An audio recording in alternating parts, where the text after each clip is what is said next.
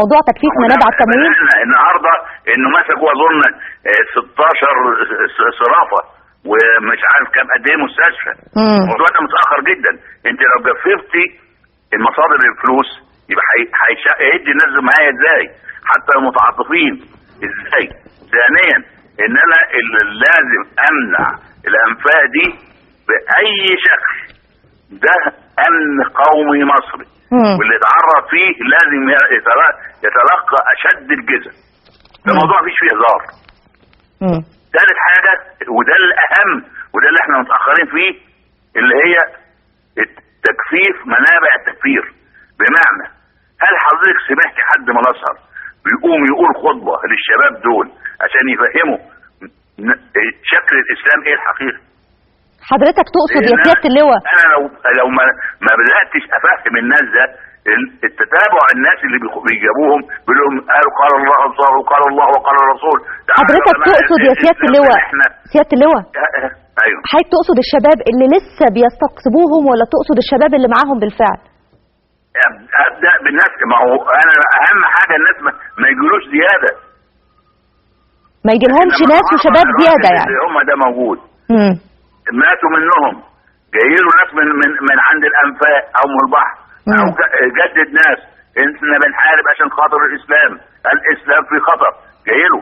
لكن لما الشيوخ بتاعتنا والمجتمع كلمه تجديد الخطاب الديني عمالين نسمعه بقت غنيوه بقت اغنيه ما حدش بيتكلم. طب امسك الشعارات والسلانجز اللي بيقولوها وقول لهم لا الكلام الصحيح كذا. حتى حضرتك سمعت حاجه زي كده؟ ما ينفعش. اذا جففتي الثلاث عوامل دي هيبقى لكي المنظر تاني في الارهاب. ثانيا واخد بال حضرتك موضوع تنميه سيناء. صحيح. كان في مشروع محطوط من 1994 وانتهى ب 2017.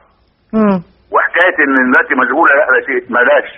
انا لو بنيت النهارده رفح عملت مدارس عملت طرق مش ضروري المصانع بعد 3 سنين هتشوف لهم شغل عشان نبقى واقعيين. الناس دول كانوا بيكسبوا. طيب سياده اللواء عوضهم عشان ما فيش حد يجي يشتريهم. سياده اللواء احنا جايز موضوع التنميه في سيناء اتكلمنا فيه كتير بس الى الان ما شفناش مشروع قوي في سيناء ممكن يبقى هو ده فعلا التنميه زي ما حضرتك بتقول يعني ان كان من الدوله حتى يعني مظبوط ولا في الدوله زي حضرتك مشروع قناه السويس زي مشروع السد العالي. تنميه سيناء موضوع قومي. صحيح امن قومي. لازم تبقى في هيئه زي هيئه السد العالي بنينا السد العالي. مشروع لقناه السويس عملنا له هيئه اتعمل.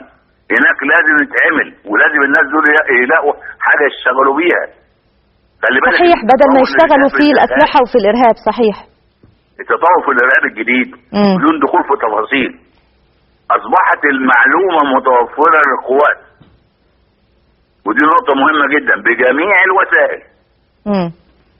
انا لما يجي لي المعلومه اقدر اتصرف على طول. واعتقد ان دلوقتي وجود المعلومات عند القوات الامنيه والقوات المسلحه اكتر بكتير من الاول. لسه كان زميلنا مراسل محور في سيناء يا فندم كان معايا على التليفون وبيقول لي ان هي العناصر دي قتلت فرد فيهم اشتبهوا فيه ان هو يعني كل ما بيعملوا اجتماع الامن بيهجموا عليهم وخلاص بيبقوا عارفين فهم بداوا يشتبهوا في نفسهم يا فندم. المعلومه لما بتيجي بدون دخول في تفاصيل النهارده المعلومات بقت متاحه من وسائل الكترونيه وسائل انسانيه يعني بشريه من وسائل طيران. كل ما تصب معلومات اكتر كل ما يكون فعلك اكتر واقوى. صحيح.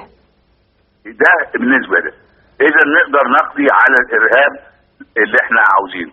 لازم مشروع لازم بس سياده اللواء دلوقتي مشروع قناه السويس. انا لو خليت نسبه من المشاريع يشترك فيها المقاولين بتوع سيناء هنعيشهم. صحيح. ولا ايه؟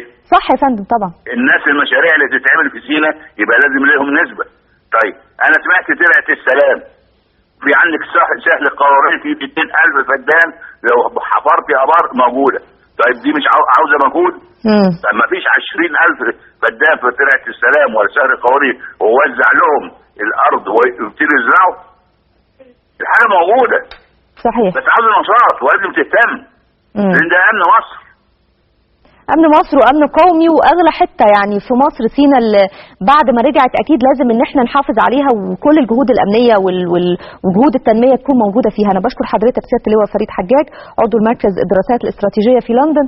والحقيقه فعلا يعني مع جهود القوات المسلحه في سينا، مع جهود الاهالي في سينا الخاصه ب يعني الارشاد عن العناصر الارهابيه والبؤر الاجراميه اللي بيتم القضاء عليها والضربات الاستباقيه اللي من القوات المسلحه، اعتقد ان جهود طالما كل ده موجود، طالما انا عندي معلومه متوفره للقوات الامنيه زي ما سياده اللواء قال لنا، طالما انا عندي اهالي بيساعدوا القوات المسلحه في ان هم يقضوا على البؤر الاجراميه ويقضوا على الارهابيين اللي موجودين في سينا، طالما انا عندي كل ده متوفر، يبقى لا ينقصني الا التنميه في سينا.